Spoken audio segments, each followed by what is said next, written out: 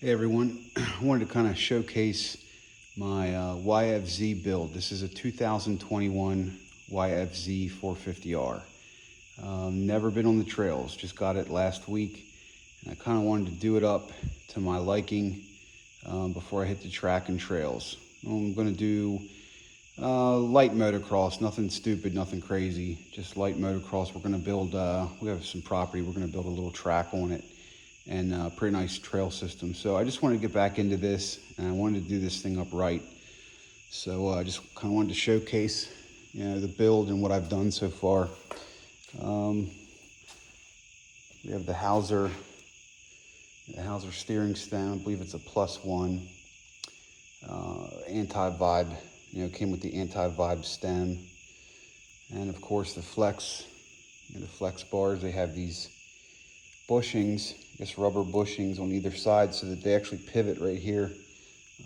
For everyone that doesn't know, so that kind of gives you, it's hard to do it when it's stationary, but when you're really hitting landings or nasty bumps, it really soaks up. For me, at least, I've had these in the past. It soaks up that arm pump, soaks up those bumps, helps with the arm pump. Next, I got the the Pro Taper grips, and I got a set of wire ties, and I've wire tied the grips so that they don't move. I've installed grips in the past, on a new set of bars, and you get out on the track and you're so excited, and then your grip is slipping, and there's nothing worse. So I wire tie these. Two seem to do the job. And I also got the ASV levers, and I got the shorties. And I'll kind of show you why here, or at least, I guess everybody has their preference, but this is why I like them. Because when I'm riding, I need to grab this. I can't let go of this. I can't grab a full lever because now I'm not holding onto the bar. So with these shorties, I can still hold the bar, and one finger, I can pull this in. Same with the brake. This is even more important on this side for me. I mean, I guess everybody has their preference, but for me, using the thumb, well, now look, now I've got everything, if the full lever came out here, I've got everything out here, and I got my thumb. Well, I'm not really holding on to anything.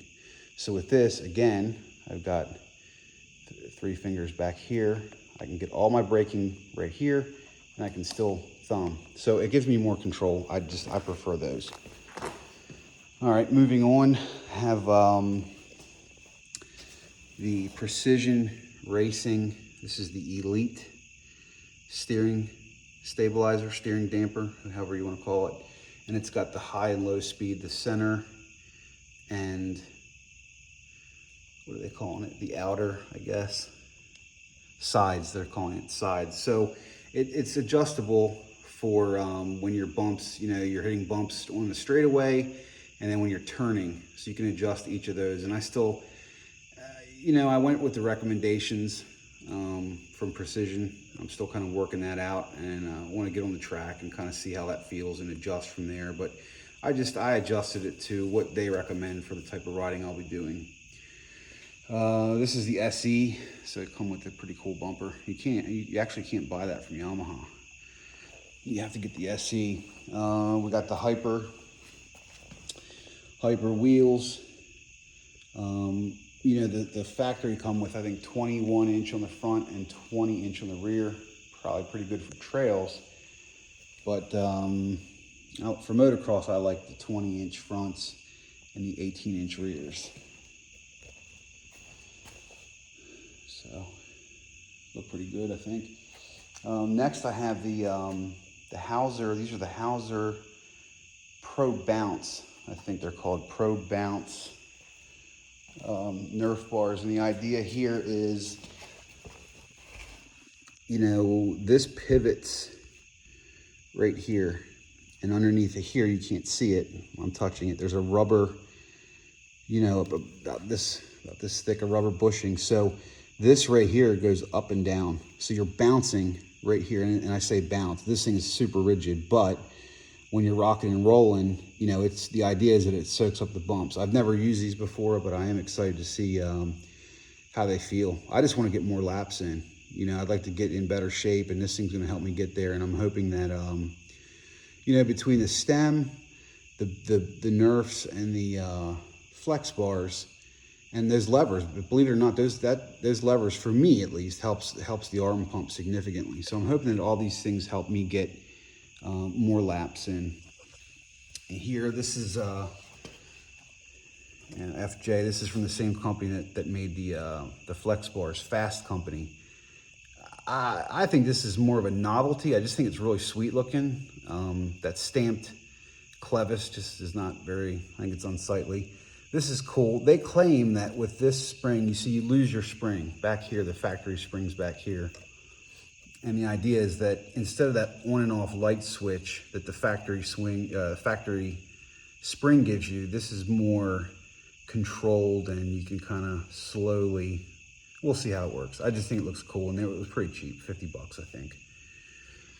I mean, that's kind of it. I got the block off plate, no big deal. The graphics kit is sweet, I think. I think it turned out really good. It's the first time I ever did something like this. Dirt Fiend Racing. See if I can see their logo. Yeah. Dirt Fiend Racing. And a lot of this stuff, you know, if you look at these logos, this is all the stuff that I had. This is my company, Showtime Power Sports. We do used ATV and motorcycle parts. We're a salvage yard.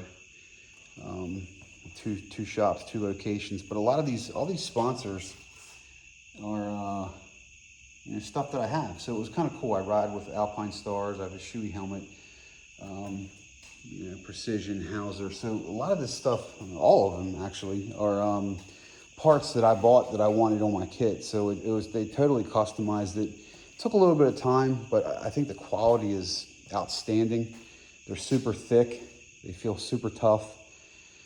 If you've never done this before, like I haven't, you know, watch some videos, get yourself acclimated.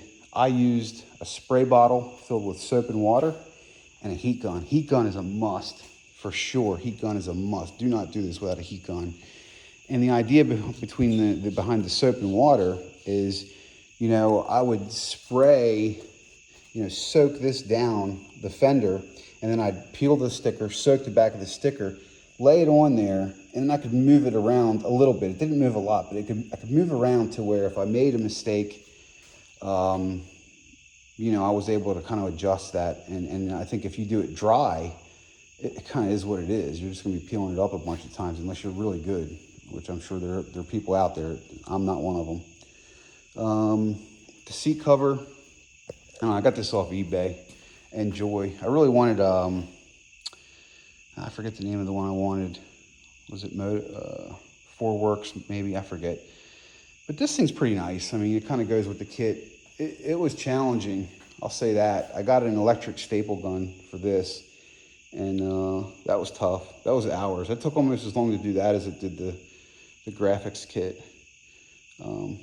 Just patience if you've never done one before. I think that's my second seat cover. It turned out pretty good. The graphics kit turned out really good, I think. I mean, there's a couple of imperfections here and there just because I'm kind of a rookie, but I think overall, I'm pretty happy with it. And everything is sealed. They tell you to seal it, you know, seal the edges, meaning get that heat gun and really work the edges so this thing's not peeling up, getting dirt underneath, and then it's done. But back to the seat cover, I think it turned out great. They don't have any wrinkles or creases. I mean, it's tight, feels good, it's on there good. Excuse me. Just a lot of time. The rest of the stuff you can't see. Here's one that you can.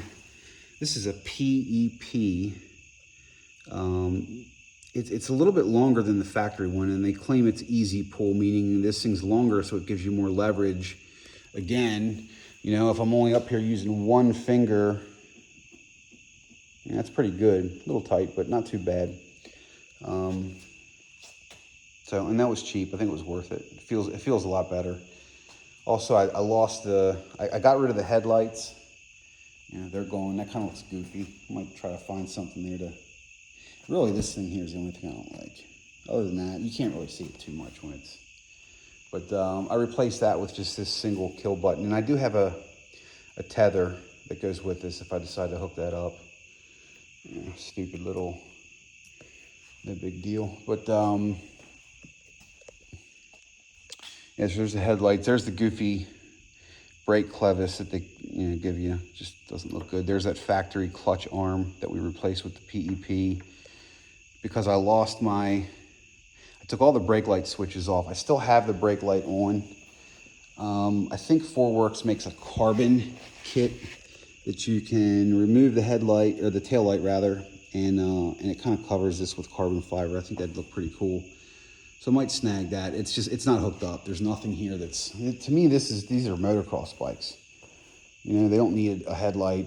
Get a Raptor for that. They don't need all that stuff. That's just my opinion. Brake light switch, another brake light switch for the back. Speed sensor, I did get a speed sensor block off. Here's, of course, the factory. That's just a lot. I mean, you look at like a CRF or a motocross dirt bike, they don't have any of this stuff, so why should this? Again, opinion. This is ridiculous, goofy, all this nonsense. The block off, there's a lot going on here. This is for the parking brake. Again, if this is a race bike, why do we need all this? So that's why they have the block off plate, got rid of that. Here's the, that's a lot too. It's just a whole bunch, all for this silly little switch, brake light. Seat cover, factory seat cover. You lose these when you use the Hauser Nerf bars. Factory handlebar cover. Oh, and this is the AIS delete. There's a whole lot going on here. This thing's kind of heavy. This thing's goofy. This goes from the, the head all the way to your airbox. And this came out of the motor. So the block off plate was just this little doodad. I kind of wish I documented this build. It was a lot of fun. But the block off plate is just this little guy right here. It plugs this up and you move all this. But this thing, I don't understand fully what this does. I guess emissions. But for 20 bucks, it was a $20 block off. You had to take the tank off to get to it, but it wasn't too bad. I mean, this thing is dumping, this is coming straight out of the head. So this is dumping exhaust into your airbox. I don't know why, but that's gone. So that's it. I don't think I'm done. I think I'll keep going with this build. I know a lot of guys, what about the pipe? What about the programmer? I mean, that's the first thing that they put on, and it's like, yeah, okay, I like a good pipe.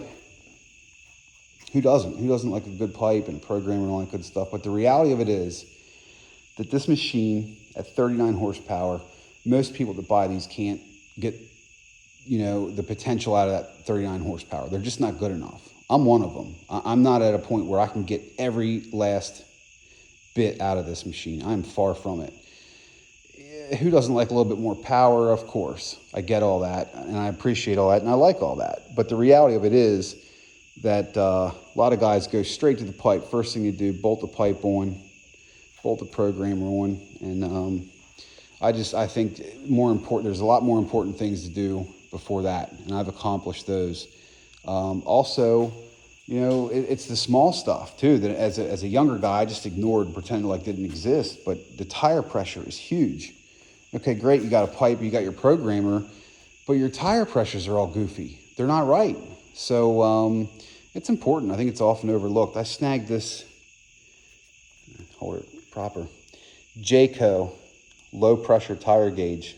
I think I have 10 pounds in the front and 6 in the rear. I did some research, and that was what was recommended.